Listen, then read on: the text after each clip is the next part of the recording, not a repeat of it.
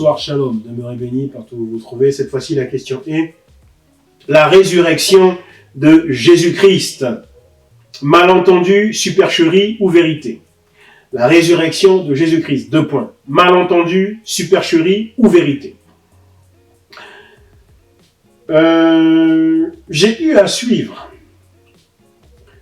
un certain youtubeur, je vais l'appeler comme ça, qui par ailleurs est fort intéressant, qui par ailleurs est très pertinent. Mais alors, il a abordé, ce youtubeur, j'ai été surpris d'ailleurs de voir qu'il aborde cette question, il a abordé la question de la résurrection de Jésus-Christ. Je ne vais pas le nommer, mais il a abordé la question, donc, disais-je, de la résurrection de Jésus-Christ.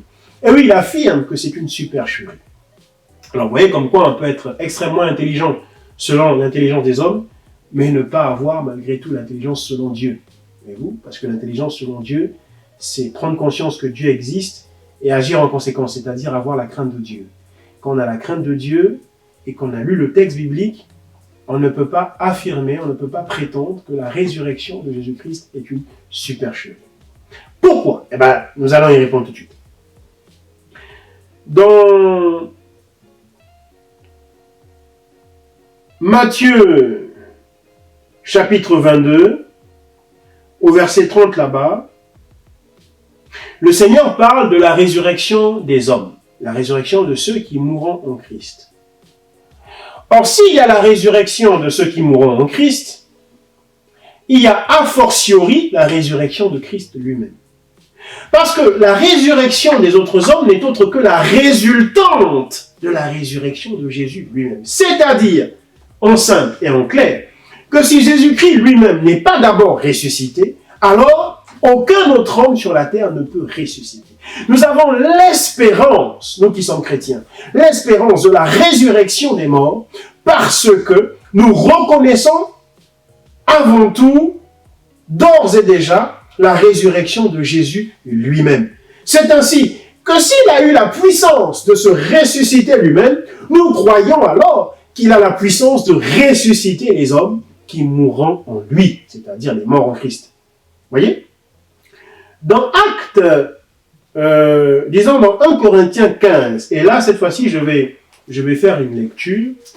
Alors, pour la saison 4, vous étiez prévenus dans le prologue, c'est-à-dire dans la présentation de la saison 4, vous étiez prévenus que nous ferions beaucoup moins de lecture, ce qui, encore une fois, je le dis à souhait et à répétition, ne vous empêche pas, vous, de votre côté, dans vos demeures, de la faire, bien évidemment. Dans 1 Corinthiens chapitre 15, donc du verset 12 au verset 19, je vais lire rapidement. Il est écrit, or, donc je suis au verset 12 du chapitre 15 de la première épître de Paul aux Corinthiens. Or, si l'on prêche que Christ est ressuscité d'entre les morts, comment quelques-uns parmi vous disent qu'il n'y a pas de résurrection des morts? S'il n'y a pas de résurrection des morts, Christ non plus n'est pas ressuscité. Et si Christ est ressuscité, et si Christ n'est pas ressuscité, alors notre prédication est vaine. Et notre foi aussi est vaine. Il se trouve même que nous sommes de faux témoins à l'égard de Dieu, puisque nous avons témoigné contre Dieu qu'il a ressuscité le Christ, tandis que Dieu ne l'aurait pas fait, dans le cas où Christ ne serait pas ressuscité. Et dans ce cas-là, nous serions de faux témoins.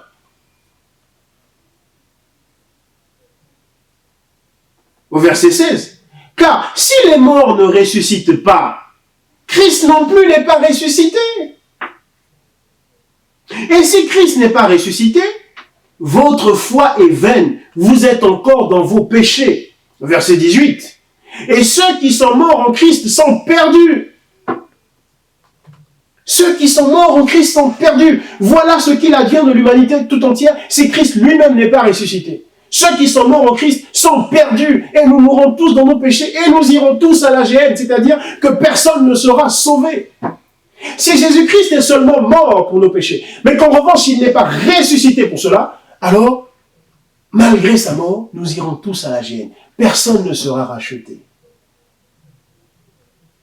Or, la Bible prévient, la Bible dit qu'il y aura des rachetés, qu'il y a eu des rachetés, que le salut a été offert aux hommes. Donc, forcément, Jésus-Christ est ressuscité.